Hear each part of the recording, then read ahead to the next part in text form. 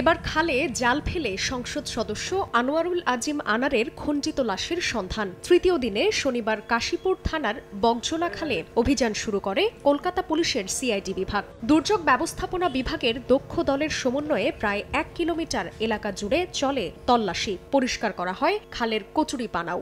নেওয়া হয় স্থানীয় জেলেদের সহায়তা, নামানো হয় ডুবুরি দল। তবে দীর্ঘ কয়েক ঘন্টার উদ্ধার অভিযানে মেলেনি লাশের কোনো অস্তিত্ব।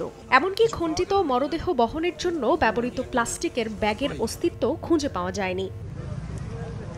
স্থানীয়রা বলছেন, আশপাশে তেমন কোনো বাড়িঘর না থাকায় রয়েছে কুকুর শিয়ালের উৎপাত। এছাড়া খালে স্রোত থাকায় মরদেহের খণ্ডিত অংশ খুঁজে পাওয়াও কঠিন। খুব শিয়ালের চাপে কানে মনে তো হচ্ছে না পাওয়া যাবে। বাচ্চা কাচ্চা এখানে সব খেলাধুলো করতো, আর তো আসতে পারবে না। মাদ্রাসার বাচ্চারা ভয় পেয়ে চলে গিয়েছে, এখানে ফাঁকা জায়গা, ওনারা ভয় পাচ্ছে, থাকতে চাচ্ছে না।